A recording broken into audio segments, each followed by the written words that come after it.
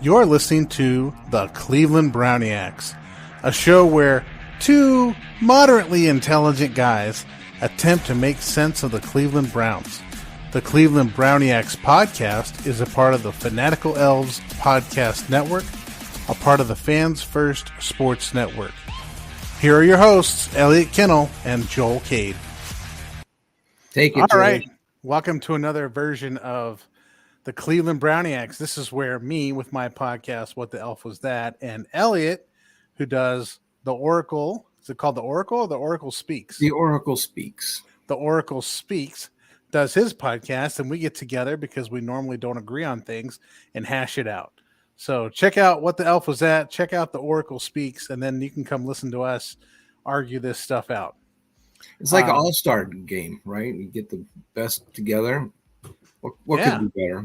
It's the all-star lineup. I take a kind of coach's kind of player perspective, and you take more of a analytic perspective, and we just go at it. Although at times I take analytics, and times you take more of a coaching situation. But hey, first up today, we're going to talk about who plays quarterback this week against the Rams. So here's what our options are. Right now, DTR is in concussion protocol from what Mark Sanchez called a completely legal hit.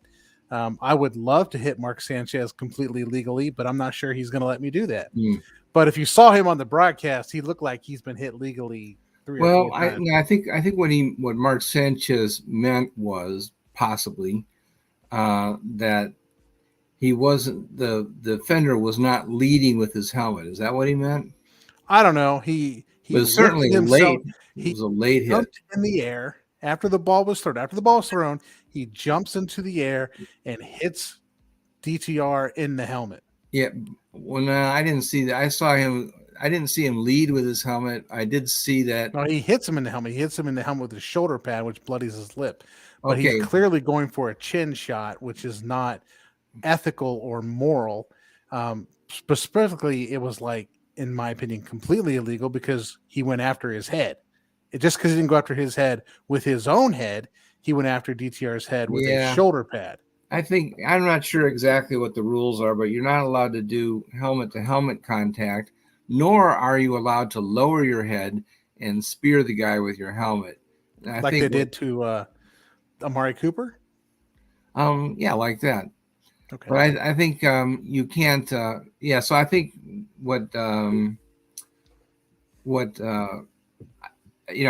I was not. I was at Browns backers where the noise is too loud, and I didn't really want to listen to Mark Sanchez anyway. But I think what I would say about it is that the hit didn't constitute automatic penalty. Was there a penalty thrown on the? There was a penalty thrown on the play. Okay, and the penalty was what was the penalty? Was it roughing the passer? Roughing the passer, which is literally what happened. He roughed the passer. Okay. And not only he didn't just like hit him after it was over, he ran up, launched himself into the air, and put his shoulder pad into his helmet. Okay, well, so it was illegal and it was penalized. But did it merit like a fine or a suspension? Yes, it and should.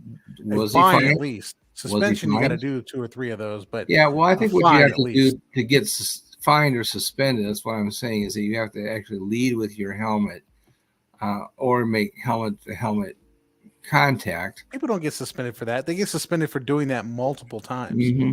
Yeah, but those are the types of offense. I mean, he should definitely get fined for this because it was not necessary by any stretch of the imagination.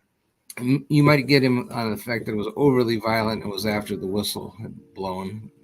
Yeah, I can understand that. And he took the time, and DTR jumped to throw over him, and he jumped into the air to hit him in the head. Like this is not acceptable. Mm-hmm. I mean, this is a team coached by a guy who was suspended for a year for paying his players to hit people and hurt people. Oh yeah. Yeah, no, you are absolutely right about that. They play defense to hurt people in New Orleans, that's for sure. Do the rules allow you to do that? Yes, they do. Well, then they're dumb rules. Well, they are. They're dumb rules. But anyway, that leaves us with the question, who plays quarterback? Because Deshaun Watson's injured. He's not playing. Victorian Thompson Robinson's injured, and I don't think we've ever in the NFL seen a player go into concussion protocol and play the next week. So Oh no, we're probably looking at you can play the next week. That has happened, but I don't think it's happening in this case. I think it was a very severe hit. Yeah, I mean, he looked like he was woozy getting up. It would be very surprising to see him. I believe he has been ruled out. I think that's what I heard. Probably ruled out now. Today, I believe they said that they've ruled him out. That leaves, going into the situation, 2 quarterbacks that could possibly play the game, which is PJ Walker or Mr. Joe Flacco himself. So I don't know, Elliot. What do you think is going to happen? Well, I question whether the Browns actually have 2 quarterbacks. We don't really know what we've got in Joe Flacco. I think given time to achieve proper conditioning and timing, Joe proved last year against the Browns that he can throw for 300 yards and he's still a good quarterback.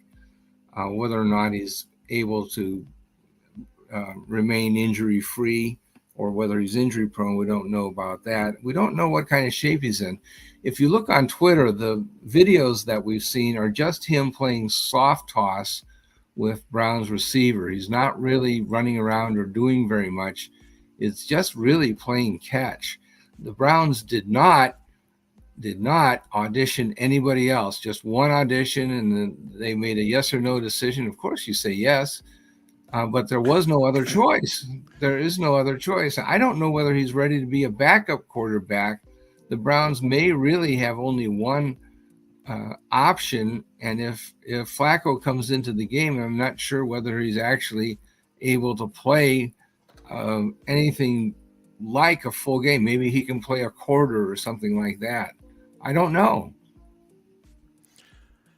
You know, getting in shape and being in shape and being in playing shape are 2 different things. This is why you go to training camp, right? You work out all summer, then you go to training camp to get in football shape. This is why you have preseason games. So the Browns can throw PJ Walker out there, and we know what that is. And that gets into our other discussion of play calling later. But they also could throw Joe Flacco out there. And we really don't know what that looks like. Is he in playing shape? I'm guessing right now he's not in playing shape, which means you would probably be rotating PJ Walker and Joe Flacco if Joe Flacco is your primary person going out there to play quarterback. It's a dilemma. It's do I put in this crappy player or do I put in this crappy player? Neither one of these players, I believe, were on the roster at the beginning of training camp. Well, PJ was in training camp, but not for the Browns. He did go through a training camp. He's in shape. Well, that wasn't my point. The point was who knows the offense. I don't know whether Joe was playing golf or football in the summertime. I don't know. It might have been that it was his plan to say that, I'm not sure I've got 17 games in me. But I think what I'm going to do is get in the best shape I can and then wait for the phone to ring in November. And maybe I'll catch on with the team and be able to be a backup and then become a starter. Maybe there'll be an opportunity for me. That would be a good plan for a veteran, to skip the training camp games in the early season, just play half a year. I'm not sure if that was his plan, or whether he said, okay, I'm going to be retired and then changed his mind. I hope it's the former, that this was part of a master plan to play half a season, prolong his career life, in other words, or whether he just changed his mind about being retired. And Browns, I don't know if you want to sign me to a veteran minimum, I guess I'm ready to go. I mean, you're making 20, 30 grand a game. You do that for about 8 games or sitting on the bench. You're doing pretty good. I mean, I'm sure his contract has escalators. I'm not sure what his contract details look like. You could probably look that up real quick. But I mean, they can't be paying him a whole lot. And the Jets weren't going to keep him because they had Aaron Rodgers and their number 1 overall draft pick whatever his name is that can't play. Well, the Jets are beyond stupid. We're not going to use them as a good example, but once But again, still, you can't have 3 veteran quarterbacks on your roster. oh And yes, Joe you can. Flacco, You can. The Pittsburgh okay, Steelers do that. Have done that's that for because years. they got their guys. But you can't pay 3 quarterbacks at the same time.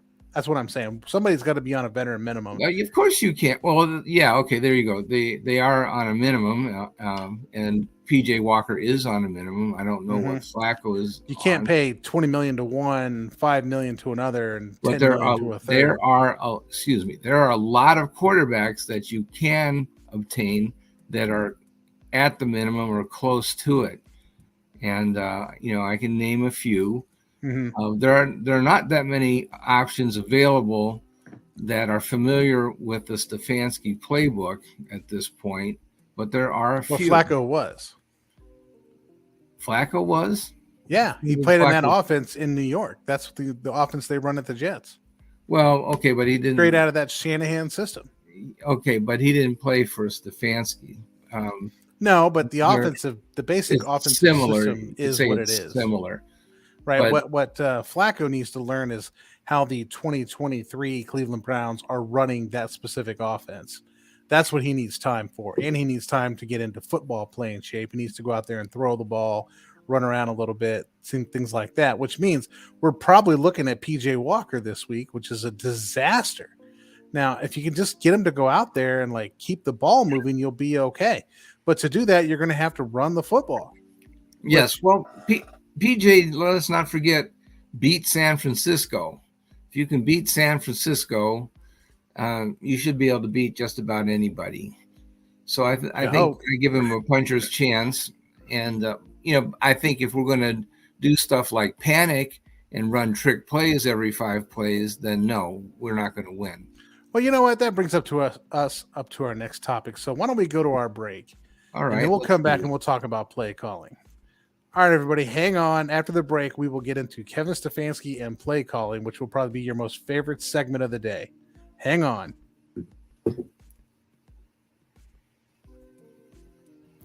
And we're back, and Elliot looks like he's ready to go.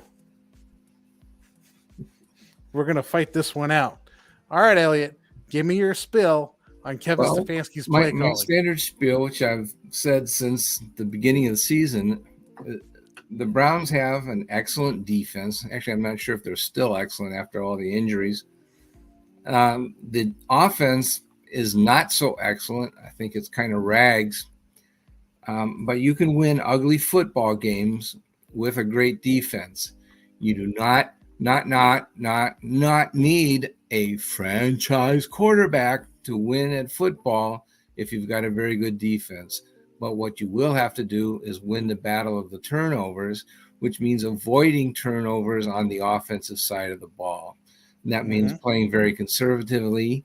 But even if you just do 1 or 2 first downs and then you have to punt the ball, that can be a good thing because at least you give your defense a chance to rest.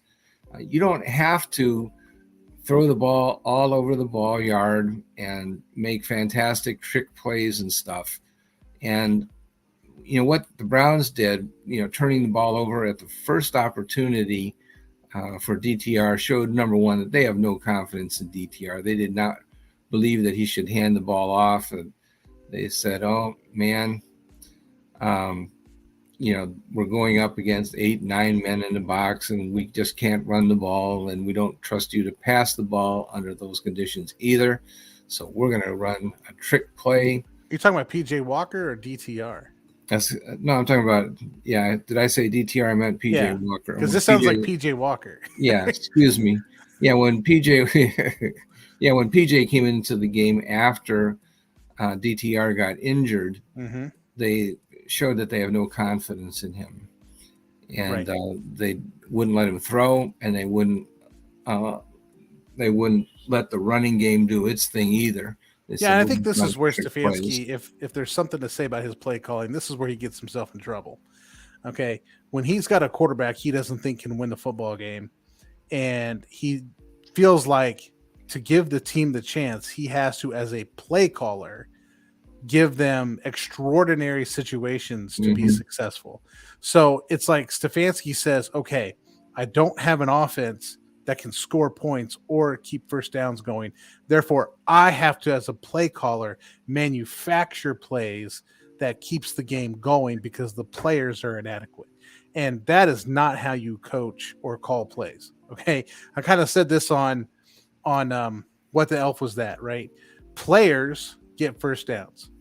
Players make stops. Players kick field goals.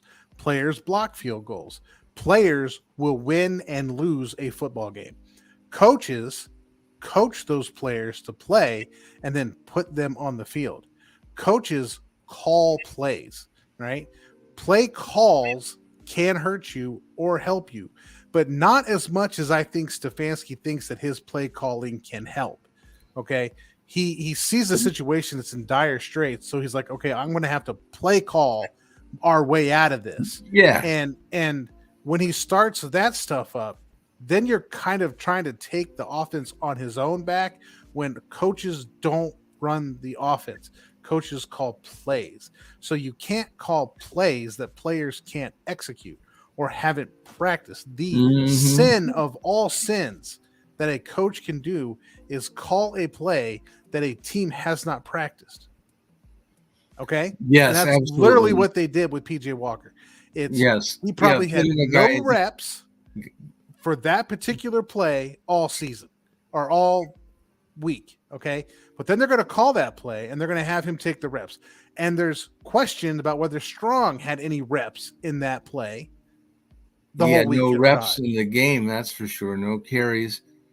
Yeah, you That's the can't only you time he can't come touched the out in ball. the first play you're in or the first time you've run a play live is in the middle of a game. And that's what that looked like because he's trying to toss this thing up to somebody and what the heck? What the elf, man? Well, yeah, you said it very well. What the Elf? And by the way, everybody watch that show every day. It's a great show. Well, not every day, it's every week.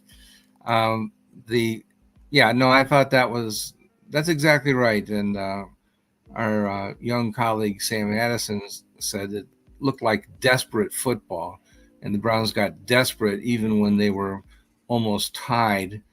Um, could have been tied, Mhm. and they just felt that they had to take desperate chances. And I felt like they were in awe of the defense. That they couldn't compete with normal running plays and short passes. And I think that PJ can execute a simple game plan, a conservative game plan. He can go up against an 8-man front and pass effectively. I believe that. Mhm. And he may not be the greatest quarterback in the world, but he's not a complete incompetent either. Right. And you've got PJ. The thing of PJ Walker is that he's got some speed about him. Line him up like Lamar Jackson and run read options with him. Yes. Let Yeah, him I do that. agree. Yeah, he's not That really fast, but he is mobile and he's he's enough elusive. that if you give him an alley, he can hurt you. Mm-hmm. So that would require someone to stay back and watch for him. That evens up the box. See, the whole point of a zone play is to take one defender out of the play by shifting everyone to the right, leaving the far left defender on the line of scrimmage unblocked. You take him out of the play. Okay, that's the theme. That's the scheme behind it. Now, if you're Jerome Ford before 2 weeks ago, you kind of let that guy back in because you're indecisive. Now, Ford has done a great job of becoming decisive and hitting a hole, and Yes. they need to give him the ball more than they are right now. Don't give the ball. I mean, you can give the ball to Kareem Hunt, but you need to be relying on Jerome Ford. He is your guy, not Kareem Hunt. Jerome Ford is your guy Mm-hmm. when he can hit a hole.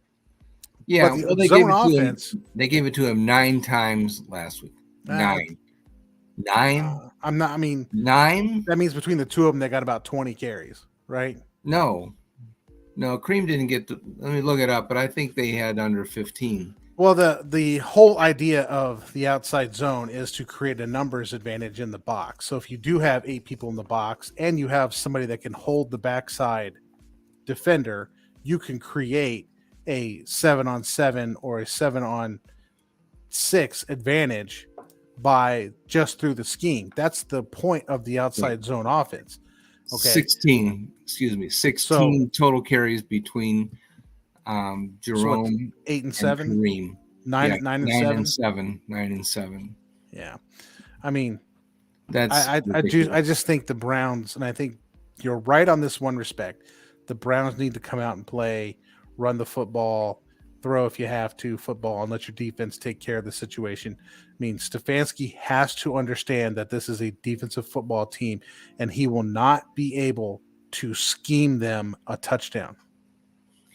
Well said. Yeah, that's exactly my point. That if you do these things, everybody, actually fandom says, "Oh, we got to be aggressive and take chances, throw the ball downfield." And well, if you do that, that's great. But what you're also saying is that we're going to accept more turnovers on offense. I do not believe that that's what we need is more turnovers on offense. What we want to do is to win the turnover battle, much like Pittsburgh does. That's how they win games with the world's crappiest offense. They win, and they're able to do that because they're generating turnovers on defense and they're not making them on offense, and they win ugly. They win games that people think they shouldn't win. They don't have the numbers on offense, but they have the numbers on the scoreboard because they don't turn the ball over. And people can't understand that. But the thing is that turnovers are worth like 60 yards or something like that, especially if they're in the red zone. And so the fact that you've got more yards of passing and rushing, but you put the ball on the carpet 2 or 3 times more than the Steelers, well, that's where the deficit comes from. Yeah, you got to play conservative football. And the offense is designed to play conservative football.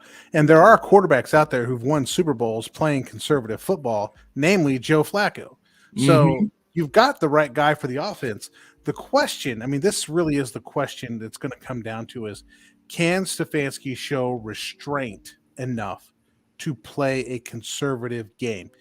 I remember when Stefanski was hired, I went and watched the entire Minnesota Vikings season. Okay. And every halftime, Zimmer, I forget his name, Mike Zimmer would come out and say, we need to stop throwing the football, need to get back to running the football. And they would come out the second half and they would run the football and they would win the game. But that first half, they're thrown everywhere. And then Zimmer goes basically choose out Stefanski to start running the football. They come back and they run the football and they win the game because that's who the Vikings were, a defensive team that runs the football and wins ugly. That's what they made themselves out to be. Stefanski wanted to throw the ball all over the yard. All right. So then he gets to Cleveland and that's what he's going to start doing. He's going to start throwing the ball all over the yard. He's got to rein himself in and say, we have to play a conservative game plan. I'm not going to triple option us into the end zone. Yeah, I think a lot of it, is in response to the triple reverse. Triple reverse us into the end zone. Triple reverse always works. That's very conservative. Triple reverse us into the end zone.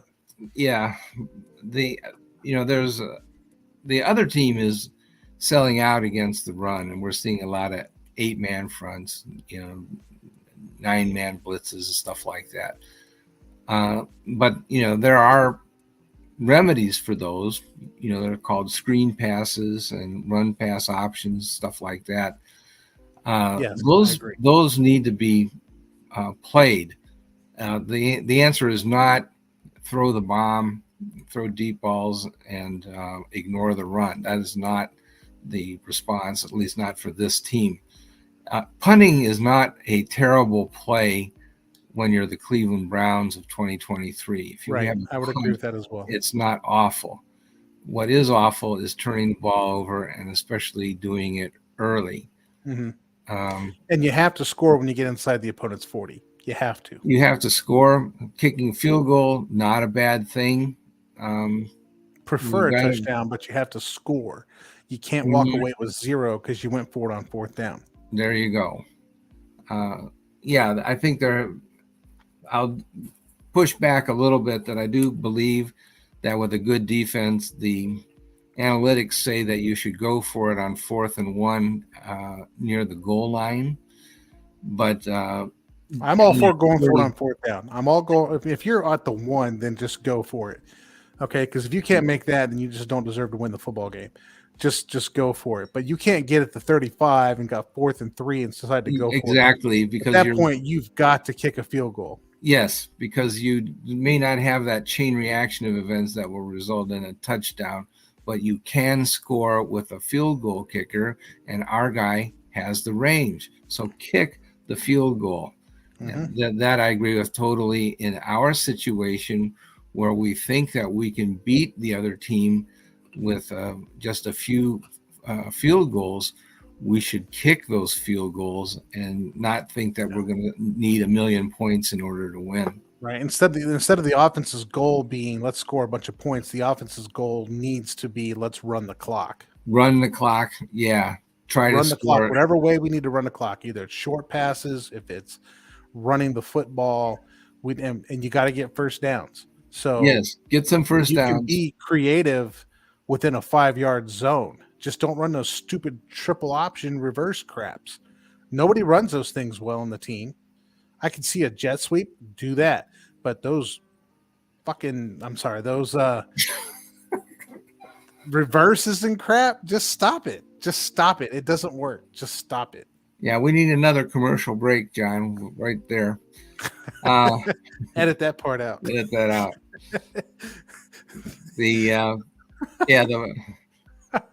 Well, all right, Elliot, let's get our last words in here before we go. We're buttoned up on time. Yeah. So, what's your final comment? Just gain a few yards. Don't turn the ball over. It's okay to punt, kick a field goal, and if you can get a touchdown, great. But let's not be fixated on taking chances on remote possibilities that you might score a touchdown, and don't design your offense around that. Yeah, you're not going to scheme your way into the end zone. Yeah, no wacky plays. I mean, other teams know that's what you got. I mean, I just think Stefanski is a good coach who 90% of the time calls a good game, and he's got his teams ready to play. They're there. And the thing we're talking about with the play calling isn't like, let's go fire Stefanski or let's go make somebody else call the plays. No, we're not firing. It's a matter of, hey, look, you just got to adapt to your situation. And I know he's got in his head that he wants to run this high-flying, high-powered offense, but that's not what you need in 2023. In 2023, you need 3 yards and a cloud of dust. Yes, we don't have that guy to run that offense. He's injured. Yeah. So all right. Hey, everybody. Thanks for checking us out. Have a great week. Thank you for listening to the Cleveland Browniacs. Please like and follow us on Spotify and give us a 5-star rating on Apple Podcasts. Go Browns!